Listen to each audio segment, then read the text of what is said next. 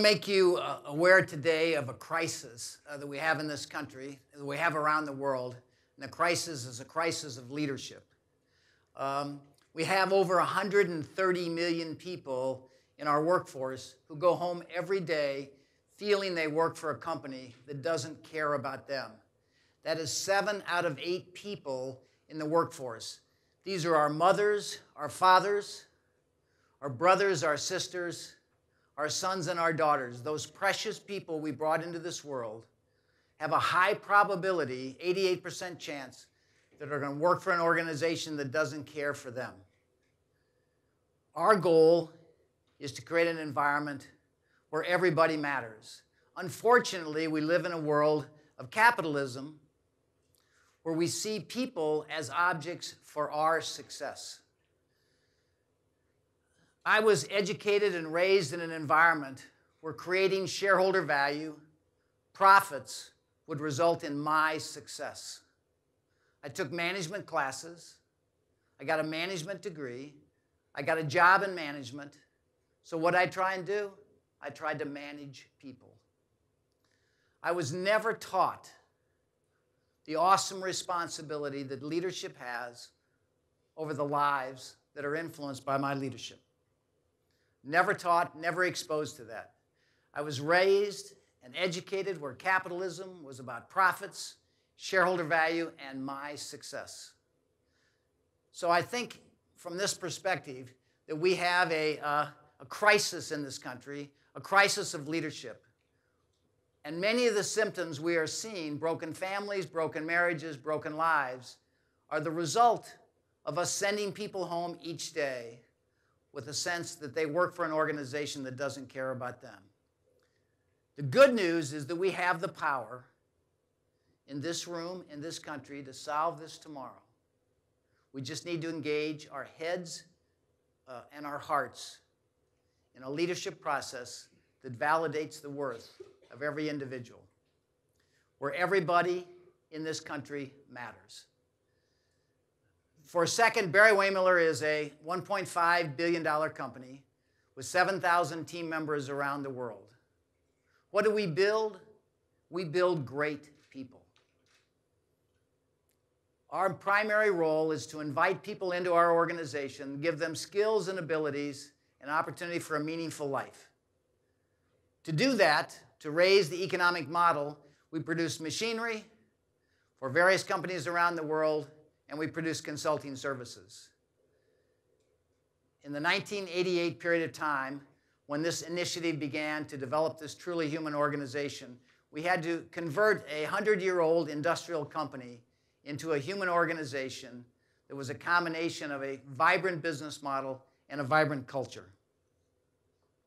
So today, we have created an organization that has grown by about 20% a year since 1988 and created shareholder value in excess of 15% compound a year when the S&P 500 in that same period of time since 1998 has only created 3% value. So clearly some combination of a vibrant business model and a vibrant culture that validates the worth of every individual and allows people to be who they were meant to be in a common purpose has created value. Our idea in leadership, what we have come to realize, is that our responsibility is to create an environment, whether you're in the military or in the industrial area or in government or in education, an environment where people can discover their gifts, develop their gifts, share their gifts, and, extremely important, be recognized and appreciated for doing so, which creates an opportunity for them to go home each night to their families, whatever that family situation is, and have a more meaningful life, a life of purpose where they feel valued and where they get the chance to be what they were brought on this earth to be. So at Barry-Wehmiller, we have worked on this. We have about 400 shareholders who invest in this company and who believe in us. And to me, this is the definition of capitalism, where we create value for all stakeholders, not just the shareholders. Let me go through a couple of the defining moments in my journey to understand this leadership, because it did not come from my education or my awareness of what's going on in this country. And it began with something that many of you will relate to, a wedding. I was sitting in a wedding, enjoying the splendor of this father walking this precious daughter of his down the aisle, and everybody enjoying how beautiful she looked and how proud the father looked. You can all imagine that. And when they got up to the altar, he took the hand of this young lady, his daughter, and he gave it to this young man and said, you know, I give this young lady to be wed to this young man. Her mother and I give this daughter to be wed. Now, any of you who are parents who talked about the importance of their children know that is the ceremonial words they use, but that is not what was in the head and heart of that father and mother right then. What was in their head and heart was, look at young man, I'm going to trust you with this precious human being that her mother and I brought into this world. We have given her unconditional love, and I expect you, through your union, to continue to allow her to be and grow to be whatever she was meant to be. That is what I expect of you. And what I got from that is the realization is that all 7,000 of our team members were just as precious as that young lady. Every one of our team members was brought into this world by some mother and father who hoped the best for this precious young child that they brought into this earth. And that we as leaders, when we allow somebody to walk in our organization, we have an obligation as stewards of that life to continue to allow that life to be everything they were meant to be that we possibly can towards our common vision. Whether they walk in the gate of this Air Force base or they walk in our organization.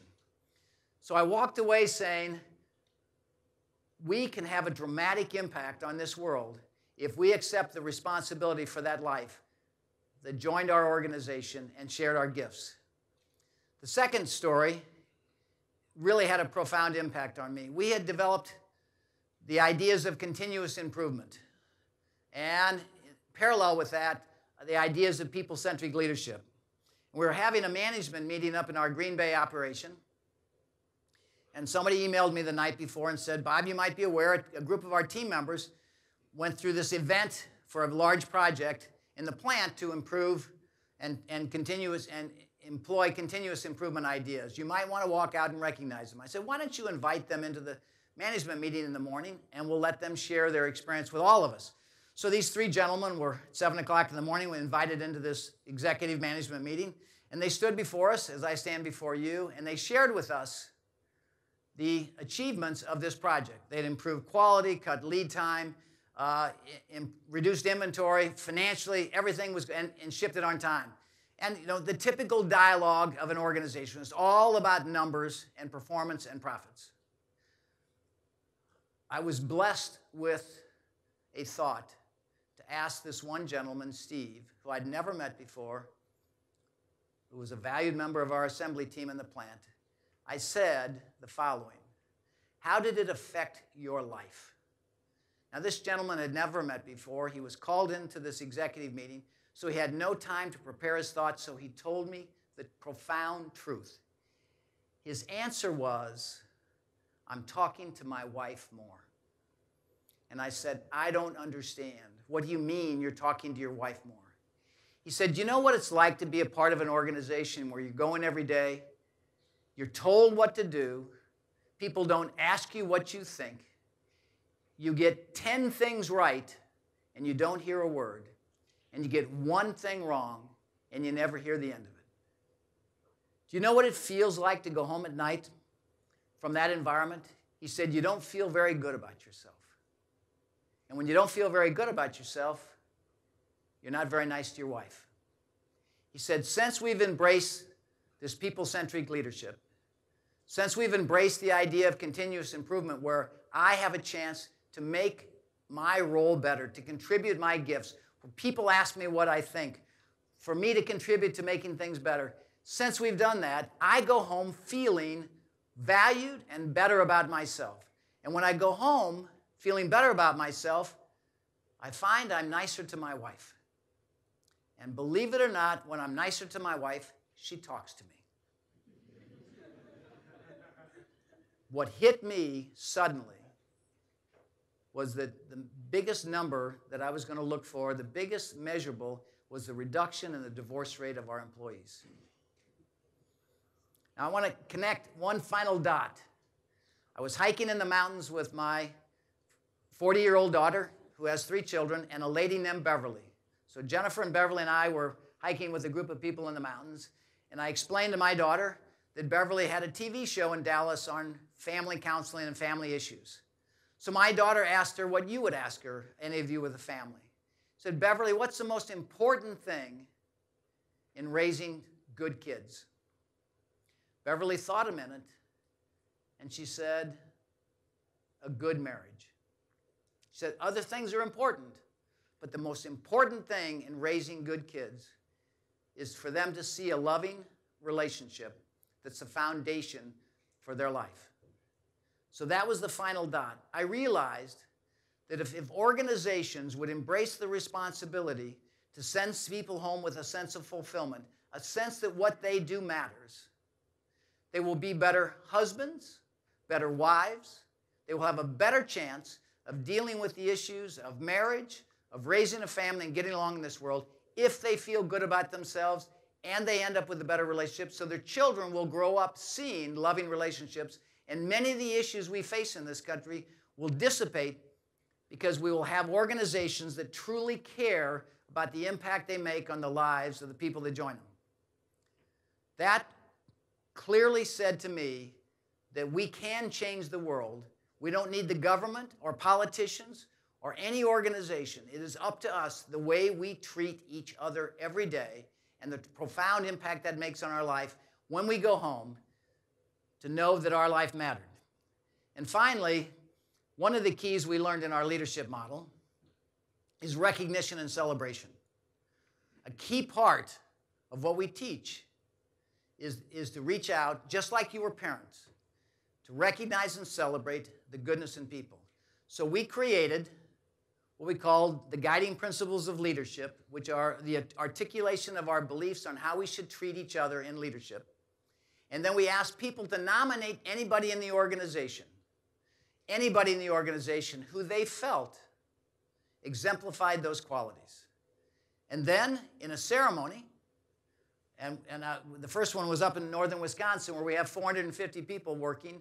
We had this crazy yellow SSR Chevrolet outside with the top down, and we had 400 people out there, and we announced the person who our employees picked as the recipient, number 1 recipient of the guiding principles of leadership.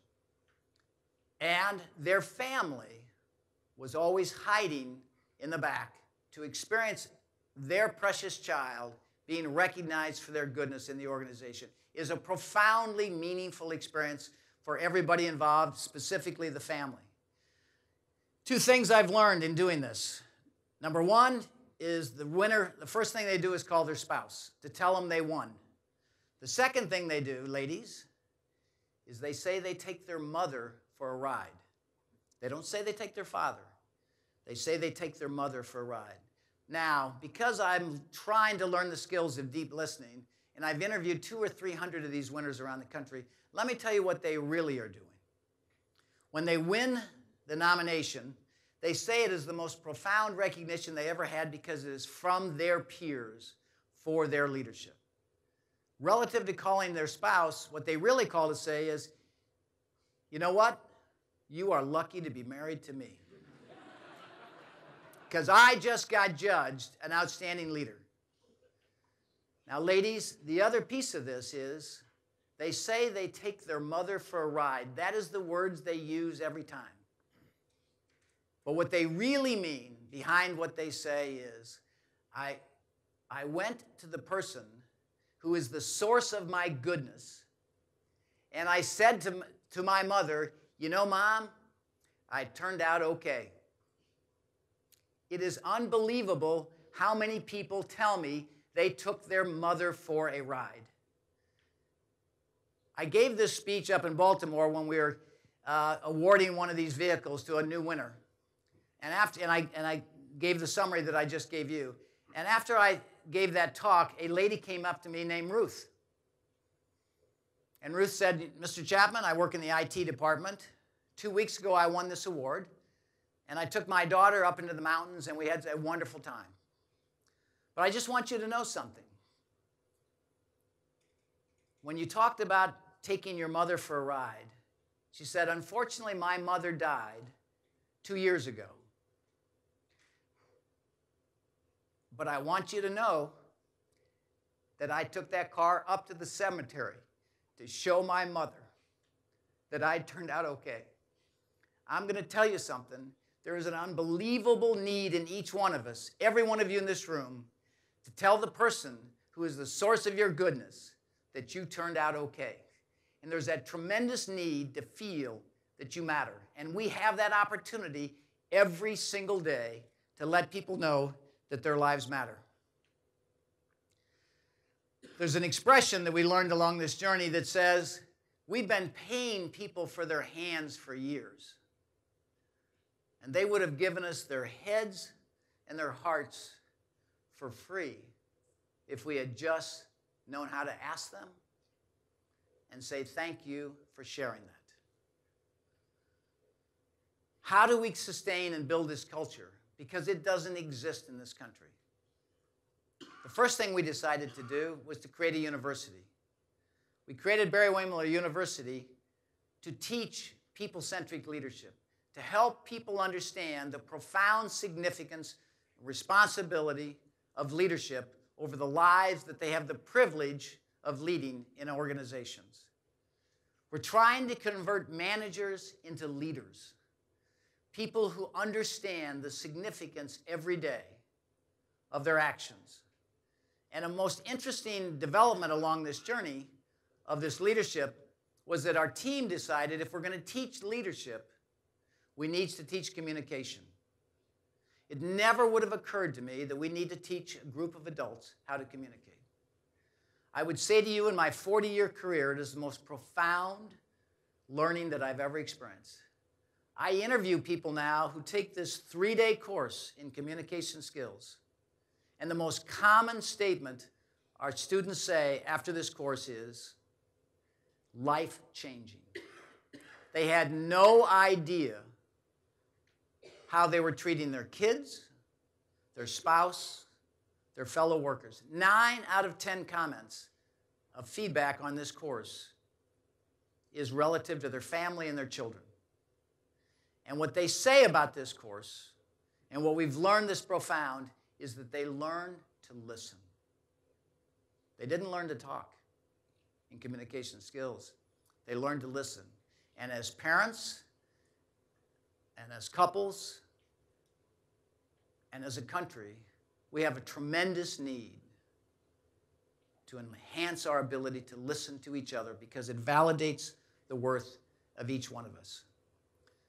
We believe that organizations in this country, business organizations, our military, our government, our educational system, tomorrow morning, if they embrace people-centric leadership, which is the responsibility to send people home each night with a sense of fulfillment, we could profoundly change the world as we know it. A lot of the brokenness you see would be dissipated. We would change the amount of conflict in the world that exists, that you respond to with the elegance of your skills. We call this leadership model truly human leadership, but it's built on the premise of people, purpose, and performance. Everything starts with people. This is all about people's lives and creating meaning around a common vision for people to come together.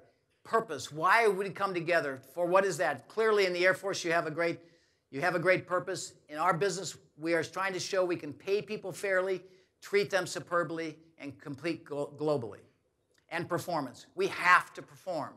We're all called, within the vision we have, to perform and create value for all stakeholders. When I give these talks around the country, I'm always taken back by the fact that usually within the first 2 or 3 questions, usually the first question is, what do you do about the people that don't get it? And I'm always taken back by that because I really have to stop and think about who doesn't get it.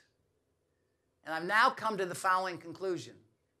The reason I'm taken back by that is the initiatives I've talked to you about are all about taking a light and shining it in every corner of our organization to look for the goodness in people, just like you would as parents. There's no difference in our leadership model and your parenting model. We're looking for the goodness in the people whose lives are entrusted to us. whether they are born of us or we had the opportunity to influence them through leadership. To shine that light, to find those people and hold up that good behavior. We try to share it with the family. We send notes to the home. We recognize people with their family there. We have Guiding Principle Leadership Awards, Going the Extra Mile Award, High Five Awards, Innovation Awards, all kinds of awards. And so what our airwaves are filled with is goodness. So recognition is a key to our organization.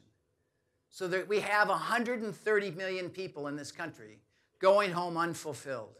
And what I want to leave you with is that we, you and I, can change this tomorrow. It doesn't require money. It doesn't require anything physical other than your head and your heart to understand the profound significance you have on people's lives every day. We can change this world if we understand the great joy of leadership and the grave responsibility of leadership to look at those people under our care and help them have a successful life, one of significance, where they can share their gifts, be appreciated for doing so, and go home to whatever their family situation is with a sense that they matter. We need to move from a me-centric culture to a we-centric culture. Thank you very much.